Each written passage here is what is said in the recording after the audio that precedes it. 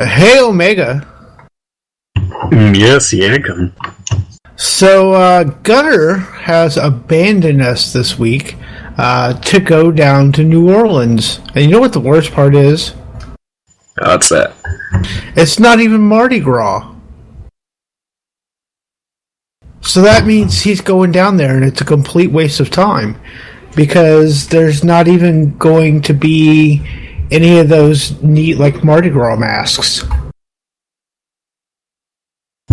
I guess he's just a one-man band. This week, we're a four-man band.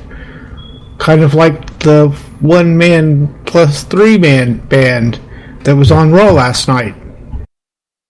Does this make me Jinder Mahal? No, it makes you Curtis Axel. Let's start the show.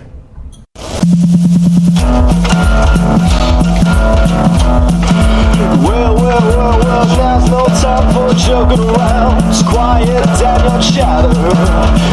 We can pro wrestling, it's no laughing matter, baby. From Impact to Raw to SmackDown Blue, you'll be good at math and science if you only listen to Get Serious. Oh, Get Serious.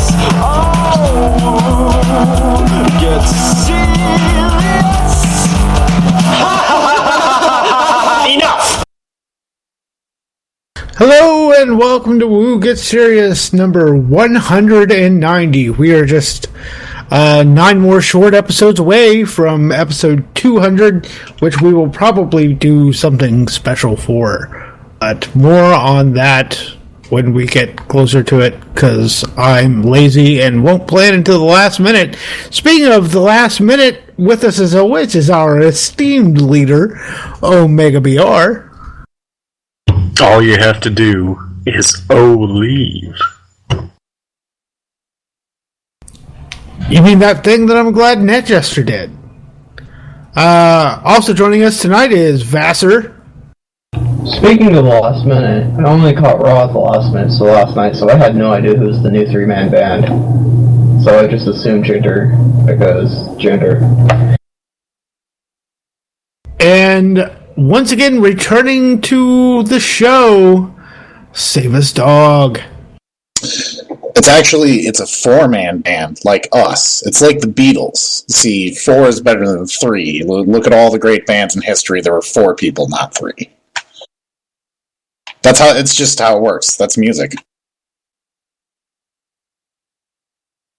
Indeed. So with that bombshell, let's get into the news. It appears that AJ Styles, Carl Anderson, Doc Gallows, and Shinsuke Nakamura have all apparently given notice to New Japan Pro Wrestling that they will be joining WWE shortly. None of the 4 have yet signed a contract, and Anderson and Nakamura are still under contract to New Japan as of now. Anderson was reportedly in talks with TNA and close to coming to an agreement with them, and Nakamura will likely stay in Japan longer in order to have a proper send-off and drop the Intercontinental Championship. Dave Meltzer reports that the money Finn Balor received to join WWE and NXT is nothing compared to what Styles and Nakamura are worth, and that will both surely join the main roster straight off.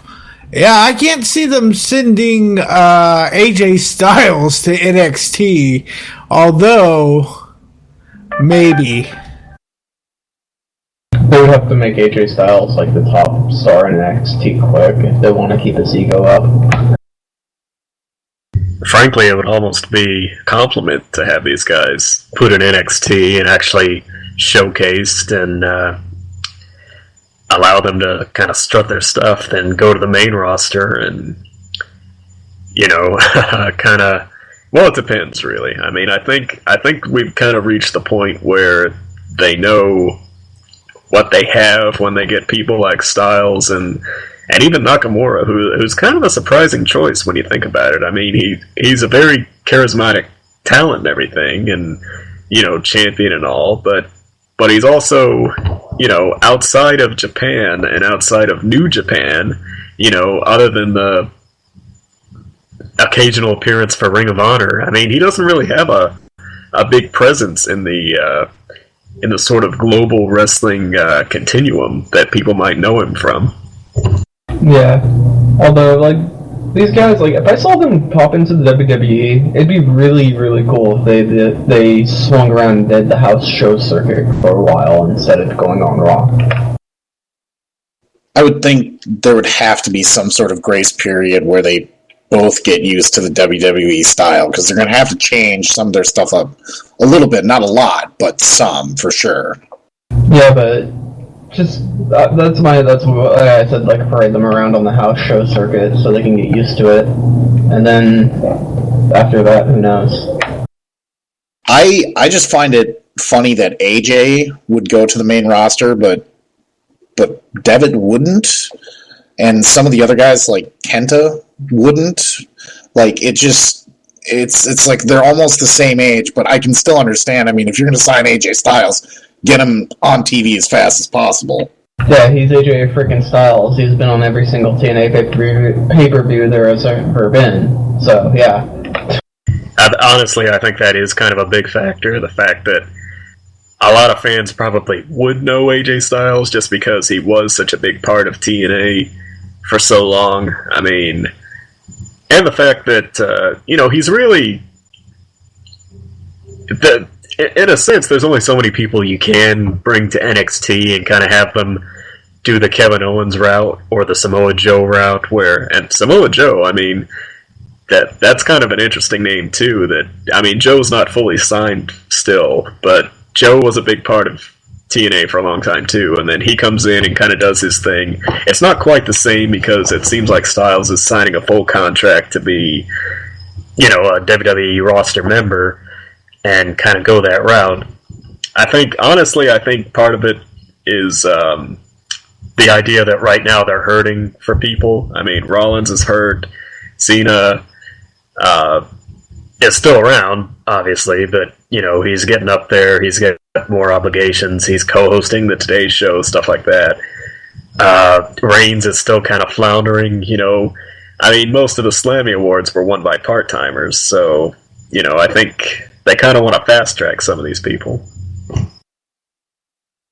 Well, and it's clear that signing or trying to sign all of these guys at once, they're looking for a boost somewhere, but it doesn't really matter where, because all four of these guys, when they come in, are going to make a big impact because they're all really, really good.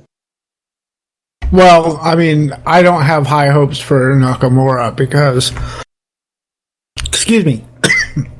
I'm sorry, excuse me. WWE doesn't exactly have a great history with some of their Japanese wrestlers and how they're treated.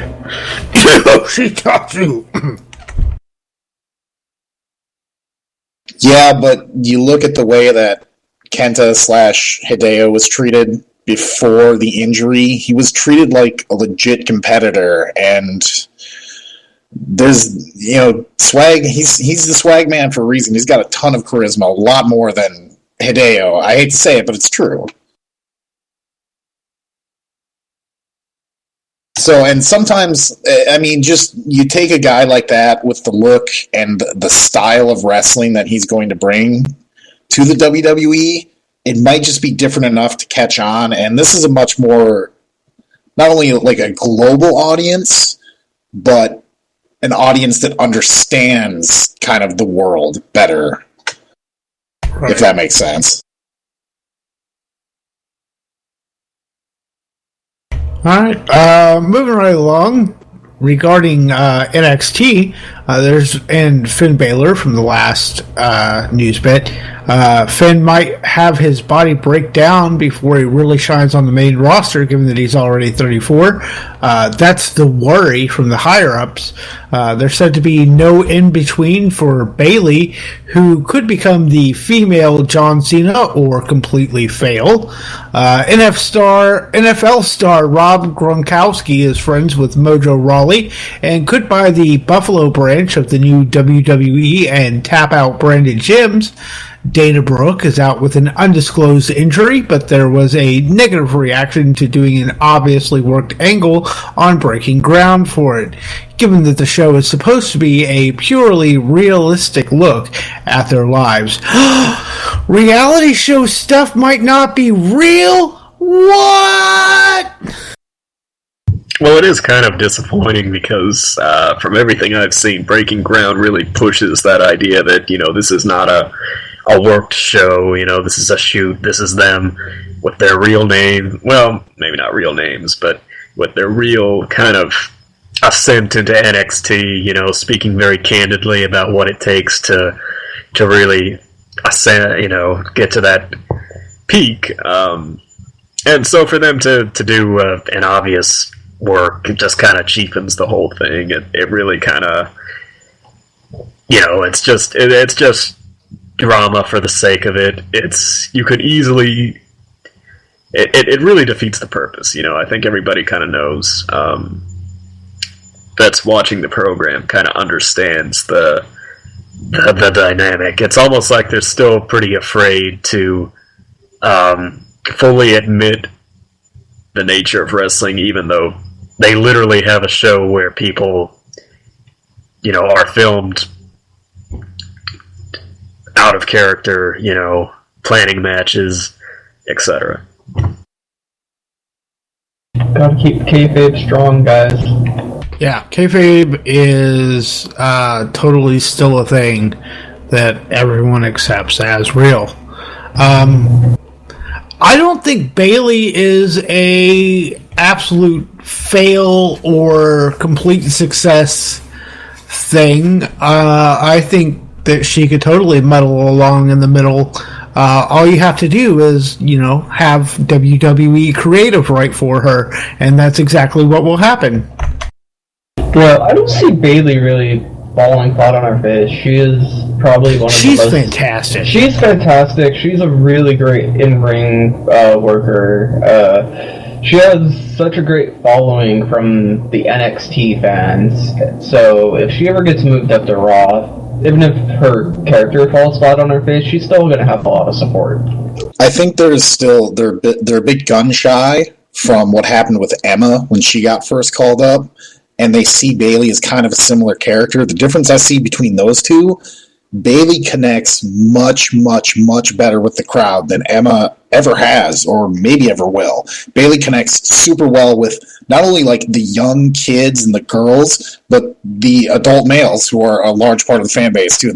I love Bayley. I don't know anyone who dislikes Bayley. I like Bayley. She'd probably get a huge pop from a bunch of like 30-something-year-old fathers. She connects with a wide range of people, so I think there's... I agree, though. This idea of she's going to be the female John Cena, or she's going to fail completely is kind of... I mean, those are the complete ends of the spectrum. She's probably going to end up somewhere in the middle. That's what I think. She's going to end up in probably the exact same place where all the other good divas that go to the main roster end up.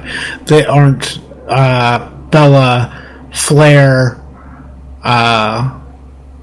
what's her face? Well, even half of those are not really doing anything right now. I mean, right. We're back to, you're either in the title hunt or you don't really get a match. So, I agree with the sentiment. Well, I agree with the sentiment that she would either fail or rise, just purely based on the fact. I mean, if she ends up being just another face in the crowd, then that's logistically not necessarily a total failure. But I think there's more pressure on her because she has connected so heavily with everybody. And remember, she was never... I don't think anybody pegged her to really be this. I think they were looking at Charlotte. They were looking at Sasha Banks. That nobody was looking at Bayley and saying, here's the next Divas champion, much less this could really be the biggest female star since, Trish Stratus or Lita or even the female John Cena, which I don't think anybody really thought about. That's where I think more the comparison should lie is, could she be the next generation, say Lita, where young girls will connect with her and want to become wrestlers? Yeah, and Exactly. And that's great. That's probably the best at this point with Vince McMahon booking or having control over everything that you're going to be able to get out of a diva, sadly. Well, you think AJ Lee was, well, that's the thing. AJ could have fit that role pretty well, but then her career was kind of a roller coaster as far as, her character and all that stuff. You look at some of these other characters. She is not nearly as good of a wrestler as Bayley is as well.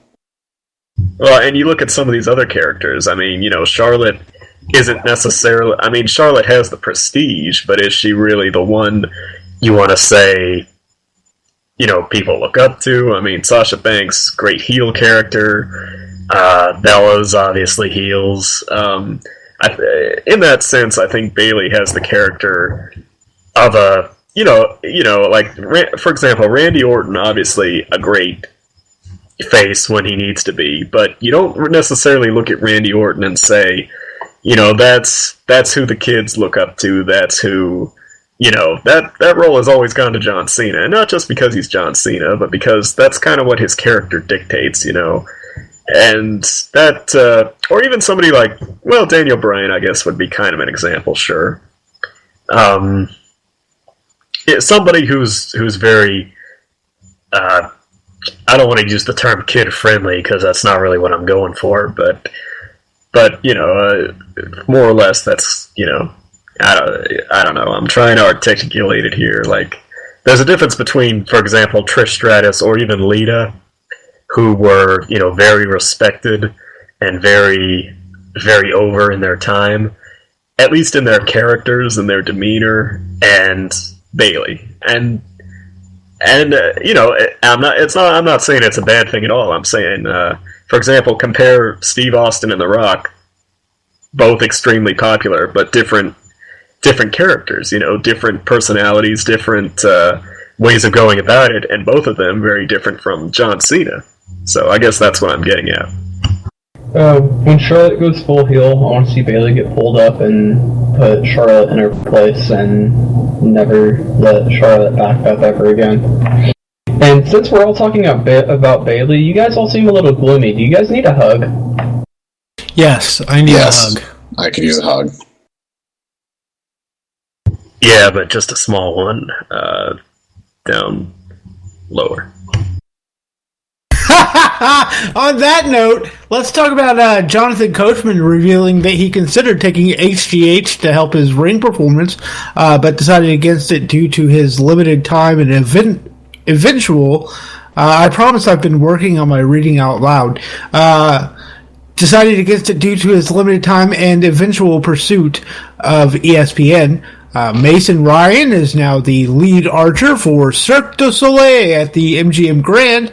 The NYPD reportedly got several calls about Vince McMahon's arrest last week.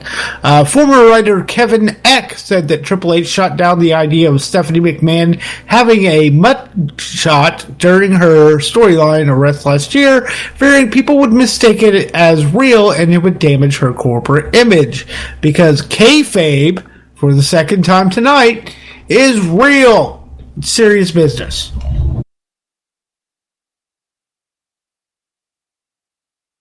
So they instead have a mugshot of the chairman of the board. That doesn't hurt business at all. Or is it one of those things where a guy with a mugshot who gives a crap, but a lady can't have a mugshot? But I don't even want to think about this anymore. It makes my brain hurt. Well, they can do it to Vince because he's old and he's going to be giving up the company to Steph very soon. So I guess it's not that bad that he gets a mugshot and she can't. I mean, Vince did take the better mugshot. I'm sure. No matter, I'm sure Stephanie's was fine, but that mugshot that Vince had was hilarious. Oh, he had a freaking Charlie Sheen tear smirk on his face when they took that freaking mugshot. It was amazing. But yeah, how about my boy Mason Ryan? getting work. That's what happens when you're gigantic and have a body like that. What would you even do at Cirque du Soleil? Just like pick all the other people up and throw them on the ropes? Well, it says he's an archer. Oh, he's an archer. Oh, I never knew he had that skill. Yeah, he might do some of that stuff too, because it's all one big show. I'm sure he does a bunch of different things, but I mean, if it says he's an archer, he's probably literally shooting arrows. Yeah, if he's the lead archer, he's shooting arrows and probably occasionally lifting the odd female onto some apparatus that they need to go fly around on. Also, what the hell? Jonathan Coachman wanting to do HGH? Yeah.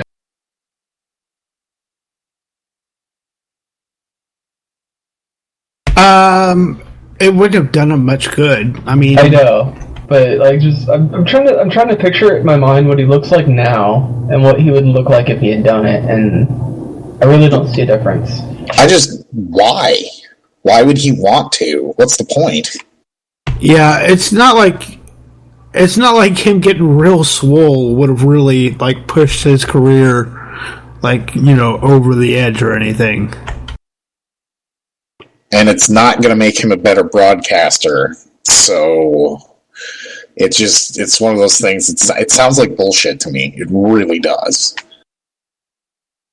Well, I could see him. He was sort of more physically involved back in that time. I mean, he wasn't a wrestler, obviously, but I could see maybe.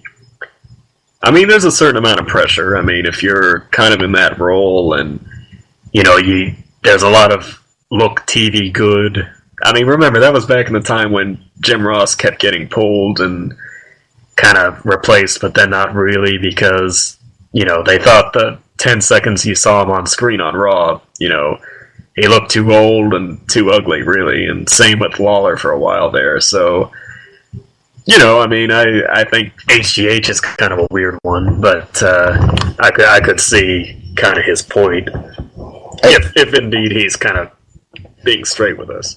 Like, I get it, but at the same time, he never took his shirt off. I don't remember ever seeing a match where he showed up with his shirt off. Maybe he got ripped off once or twice, but it's just a weird thing because it's not going to help him get ripped. He's going to have bigger muscles, but he's not going to necessarily look better. I remember once where, I'm not sure if he ripped his own shirt off and was trying to like get somebody down to the ring, or somebody ripped off his shirt. He had some muscles, but it was mostly pretty average.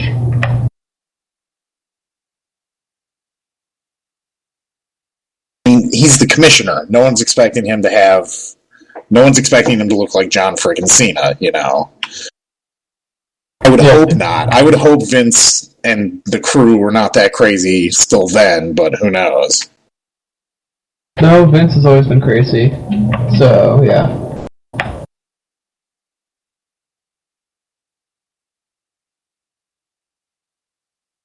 Alright, is that all we got for the news? That is all that's in the news.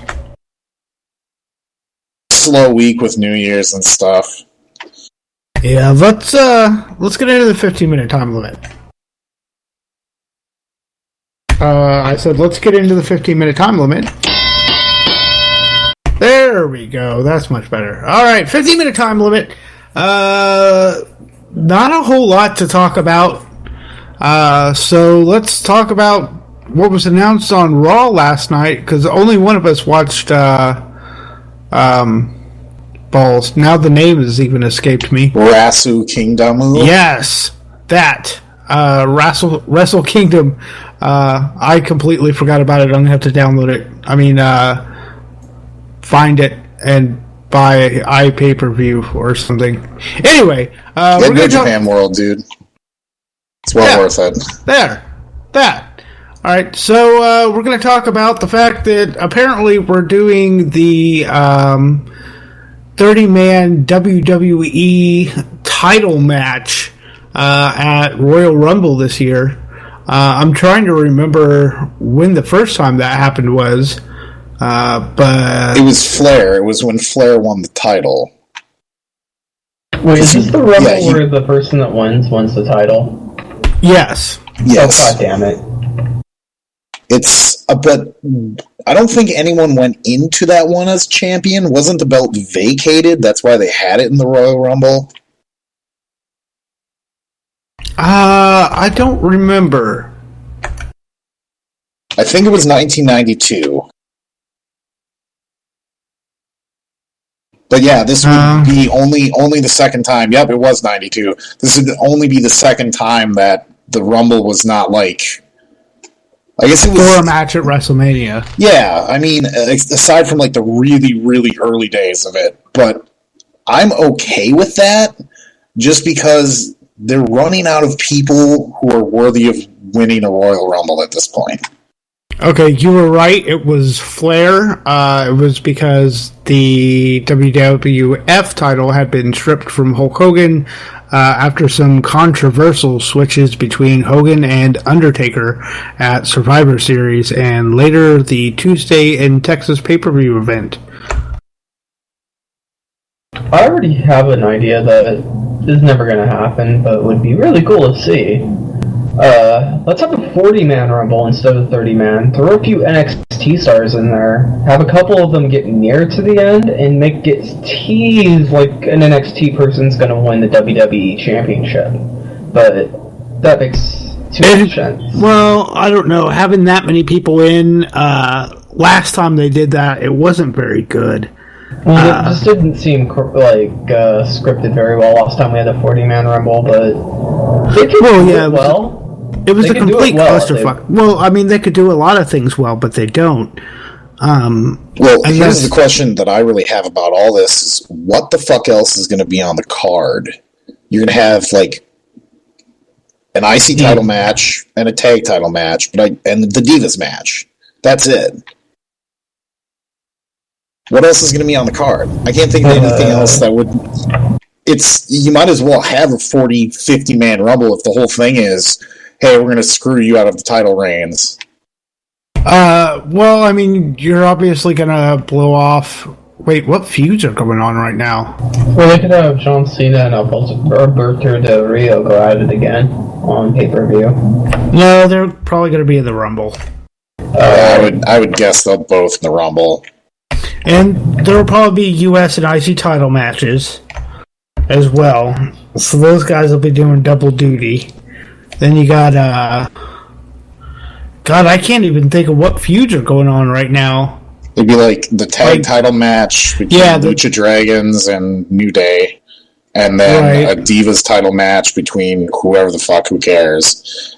And that's about it. Like, unless Triple H comes back and has a match, or Lesnar has a special attraction match, but he's probably going to be in the Rumble as far as I've heard. Yeah, like all the good, or not good, but all the feuds right now basically revolve around the titles, so that's kind of a pain in the ass. It's like, it's interesting because the booking now, they have to change it. I mean, completely, because for so many years they've booked not just one world title match, sometimes two in the brand split era, and then the Royal Rumble. What else really did you need on the pay-per-view other than a couple of filler matches? Now you basically got to try and find like at least an hour and a half, if not a little bit more, of matches to put on, and everything is building to this one match that basically everyone is involved in, because the roster is so thin. Oh god, I'm gonna cringe really, really hard if we get a repeat of last year's Rumble where the crowd starts booing the people that are coming down the ramp instead of counting them in. Seriously. The less that's said about last year's Rumble, the better, because last year's Rumble was just a complete shit show. Everything about it was basically bad. So here are the participants so far, at least quote unquote officially: Big Show, Curtis Axel, Bray Wyatt, Strowman, Harper and Rowan, Ryback, Ziggler, Jericho, and of course Reigns as the champion. So that's That's 10 people. So we've got about 20 more to go. Well, the one thing that could save the Rumble this year is they've got a whole bunch of guys now that they can have show up and make a big impact at the Rumble. You've got Sammy, who's coming back from injury. You've got Samoa Joe, who could make a surprise debut on the main roster. You've got all these guys from New Japan. Maybe they can get Styles over early and get him in the Rumble somehow. There are things that they can do to make it at least exciting where the crowd won't shit on the entire thing. Just the ending, because I'm betting it's going to be something stupid like Reigns retaining somehow. Oh god, if Reigns wins the Rumble and that's how he gets the title back. Twice in a row it would be. Twice? This would be the Didn't he third time win- he'd be championship. No, I was talking about The Rumble last year. Oh, twice. Trying to remember, I think there's only one person who's ever won the Rumble twice in a row. Austin? I think Michaels did too. Well, and not only would he, 2 straight years he won it, and then the year before that he came in second.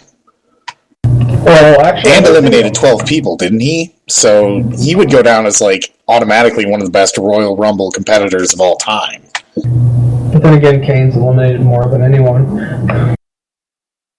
Gotta keep those stats strong. But, I don't think Austin won twice in a row, but he did win, like, 3 Rumbles.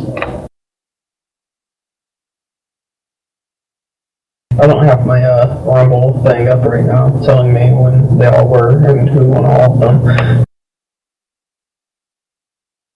I mean, I would hope that the WWE is smart enough this year to debut at least a couple of people in this Rumble and give the fans something, because they have the talent pool to do it. They've got something set up where they could have Sammy come back and attack Owens during the Rumble, which would be amazing and be a great way to debut him on the main roster or something like that. They need to have something exciting in there.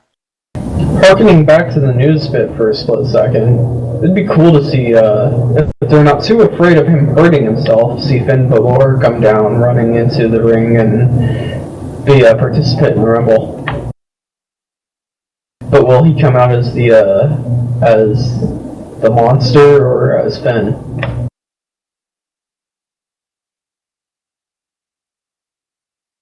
Okay, so... Oh, sorry. I found it. It's 3 people have done it. Hogan, Shawn Michaels, and Stone Cold Steve Austin are the only 3 people to win consecutive Royal Rumbles. Yeah, I was betting on Austin because he's won at least 3 Rumbles. So 2 of those had to be back-to-back. So, here's my thought on the whole. After this happened, a lot of people were saying the Rumble was ruined. One of the bigger matches of the year was now even more predictable. I think that's probably true. I think Reigns is most likely going to win, and very likely from number 1, because there's really no reason why Didn't the Big Authority Show wouldn't though make it. say that he's going to be number 1? No, that was a mistake, a slip. He wasn't supposed to say it, or at least say it like that. Oh, okay. Yeah, they could always make Reigns number 2. Personally, I would give Reigns a number. If it was me, and this is just my own dumb fantasy booking, I would give Reigns his number, and he opens it to reveal number 30. And then Reigns' pride won't allow him to take the number, so Steph takes it back and rips it in half, and his new number is number 3. Oh, that would actually be very interesting. And then whoever pulls out 3 after him gets 30. I think, and then I would start the match with the Usos at 1 and 2, and then Reigns comes in at number 3, intending to make them all fight, basically. And they band together only for probably like the first third of the match. Well, yeah, and then it would kind of backfire when they join together and against whoever, Rusev or members of World Elite, or excuse me, not World Elite. Might as well be World Elite. Yeah, I'm watching the TNA, or glancing at it anyway, the TNA premiere on Pop TV as we record this. But anyway, back to the point. Is the match more predictable? Probably. But will the match be ruined? I'm going to say no. And here's why. This is essentially a very, very high profile, probably the biggest Rumble in years. It's for the title. It's showcasing Reigns. So it can't just be one of those matches where, we already have 10 guys, and it can't be one of those matches where, 4 slots are going to be taken up by the social outcasts, basically. There are going to be main event people in this match, as there usually are, but I think they're going to be putting on a main event performance as a result. I don't think we're going to be seeing things like, everybody just sort of gets knocked out until, it's time for the last 5 people in the match. I mean, you know what I'm saying, right? Yeah, where they have, Big Show go and, clothesline 6 people over the ropes at once or some shit like that. Yeah. I think this is going to be an extremely competitive Royal Rumble. I think it's going to be perhaps the most competitive Royal Rumble that we've seen in years, because, again, we have 10 people, a lot of them, no chance of winning, if any of them, barring Reigns, of course, maybe Jericho, but, oh my God, Jericho. No, Jericho's not going to win, but he's going to put on a hell of a show. Yeah, and, we Jericho. have, we have the Wyatt, that's kind of what I'm getting at, we already have the whole Wyatt family in there, but I don't think they're going to waste spots necessarily. And on the one hand, it's kind of disappointing for people who would be in the match. But on the other hand, again, I think they're really going to try really hard with this Rumble match to make it a huge spectacle. If they're going to have big surprises, they're going to have main eventers. I'm sure Cena will be in the match. It'll be interesting to see what role he plays. And yeah, I'm trying to think positively here, because I'm sure Reigns will win. Yeah, I'm pretty positive of that, too. Oh, yeah. But the other thing of it is, even if the match itself is more predictable, it brings up this interesting point of who is Reigns going to face. Oh, hey. Somebody's calling in.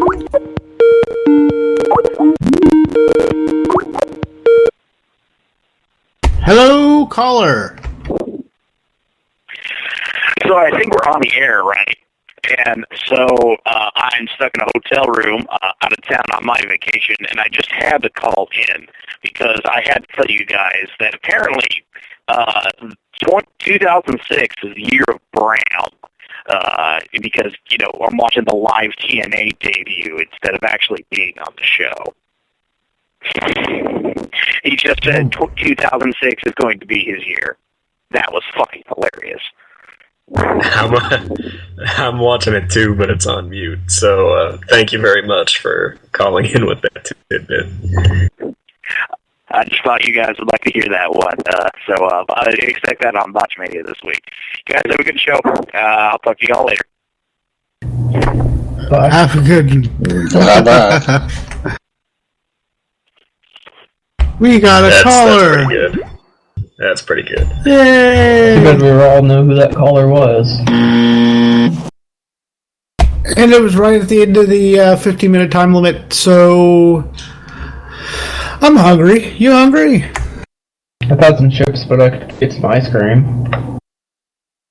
Yeah, let's do it. Let's go to Dairy Queen drive-through. Dairy Queen drive-through. All right, time for the Dairy Queen drive-thru, and with the ratings, let's have Vassar do it.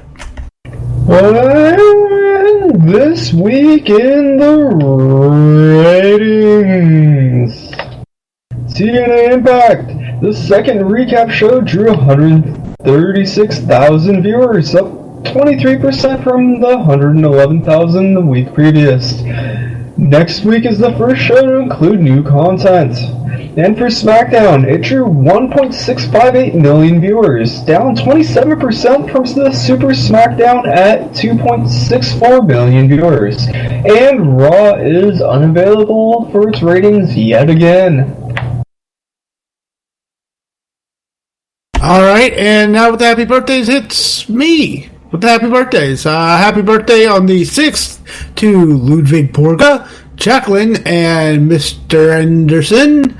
On the 7th, we have Gary Albright, C.W. Anderson, Black Warrior, and Chavo Sr. On the 8th, Bushwhacker Luke, Chris Masters, and Bull Nakano. And on the 9th, Silver King.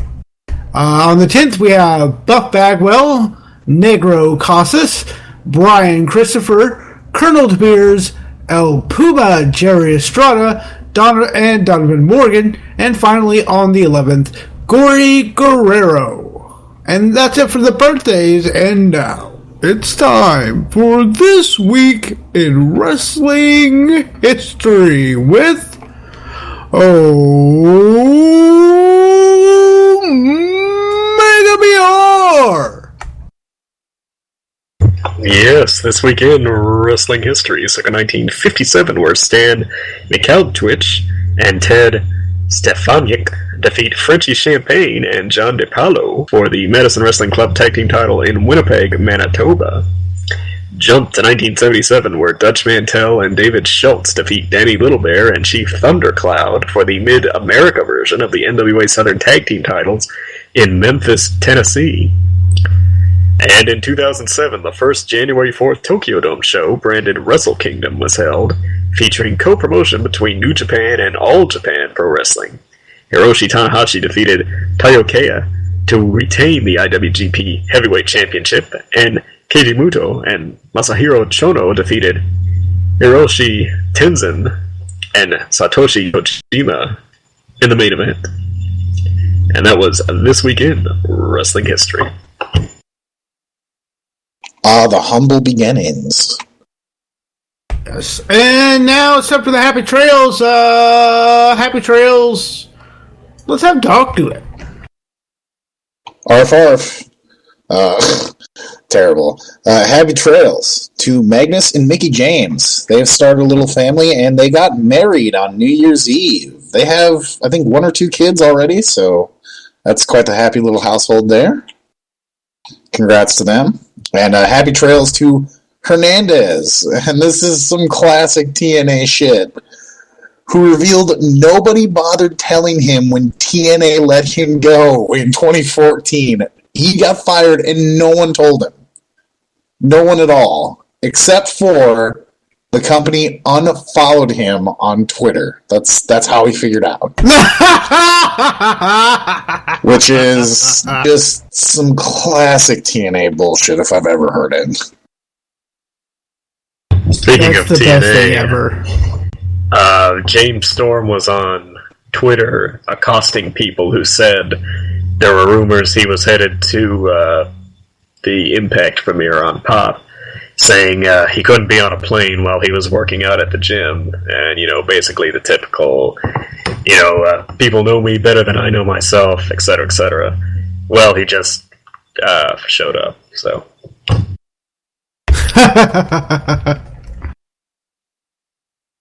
Oh, TNA. Alright, no points this week because we were down a man, so I had to actually pay attention to what you guys were doing. Oh, hell, and participate in stuff. Too. Yeah. So, with that said, let's, what are we watching this week? Starting with, let's go down the list in order. Omega BR. Sorry, what?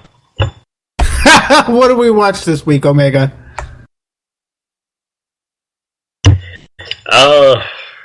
Well, I would recommend something that I need to watch this week. That's Styles Nakamura from Wrestle Kingdom. I heard it sold the show, and it was a prime example of why wrestling in Japan is simply better than it is in America, and why AJ Styles might be why both of them actually would be a terrific addition to the World Wrestling Entertainment roster. Alright, and Dog? Well, I'm going to tell, first of all you to go watch Wrestle Kingdom 10 if you have not already, and pick up New Japan World if you have not already, because why the hell would you not? And as far as for me, you have to watch Ishii versus Shibata for the Never Openweight title.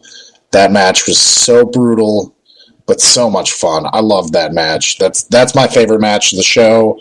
It's probably not the best match of the show. I think Nakamura Styles was a little bit better. The main event was great. And I think both those matches were a bit better, but man, hard hitting and a great match. All right, and Vassar. I'm gonna have to go with what everyone else is saying, and I'm gonna buy myself some of that online stuff that New Japan has, and be able to watch myself the Wrestle Kingdom 10 because I completely missed out on it. Yeah, that's what I'm going with. Let's say across the board, it's WrestleMania. God damn it, Wrestle Kingdom 10. That's what we're doing this week. If you haven't watched it, watch it. That's what we're doing. If you have watched it, watch it, because apparently it was really, really good. Watch it again. Great card, top to bottom. Legit. I mean, every match was just solid. Yeah. All right. So with that said, it's time for the so longs and goodbyes. As always, you can find us on Facebook and Twitter at facebook.com/SmarkSnark, twitter.com/SmarkSnark. I finally fixed Hootsuite so that I can actually post to our Facebook page instead of just our Facebook account. So that works out. Check us out on smarksnark.com. I have installed WordPress and hooked it up so that our Spreaker plays through there, and our SoundCloud is on there as well, so you can get the live show, and the previous shows are there as well, all in one place, so you don't have to go to Spreaker or go to SoundCloud if you want to catch an older episode. Also on there are our Facebook and Twitter, so, it's everything Smark Snark in one place. If you want to call into the show, you can do that by calling in at 812-408-WOO. That's 812-408-WOOO-9666. You can email us at, smarksnark@smarksnark.com or contact@smarksnark.com. If you're a person who's in the business, if you're a booker or a worker, or you're the guy that, puts up the ring, and you've got some juicy gossip or whatever, you can get on the show booking at smarksnark.com. We're happy to have you. We're always looking for people in the business to come on the show and tell us how we're stupid know-it-all fucking marks and just rambling on about shit we know nothing about. That's always fun. I like that. Am I forgetting anything, Omega? The Instagram. We don't have an Instagram. Should we have an Instagram? Oh, I feel like we shouldn't, because, what would we post on there? Unless it was, one of us goes to, a wrestling event or something. If that becomes a thing, where we go to wrestling events and we want to post pictures, I'll make an Instagram. Otherwise, I don't see the point. Oh, YouTube! YouTube.com/SmarkSnark. We have episodes on there as well, and we're working on video content for the channel along with that. So... Hey now, if I go to a PWG show and I want to post pictures from the arena, I'm posting it on my own damn Instagram. Okay, and then we could, if we had a Smark Snark Instagram, then we could, like those things, I think, and it would show up on our, you know what I mean? Yankum knows more about social media. I don't know. I cannot into social media. Look, I'm 30-something years old. We won't go into how many. And I can't be bothered. All that said, thank you for listening. This is Isaac Yankum And I want to tell you that I wish you the best in all of your past, present, and future endeavors.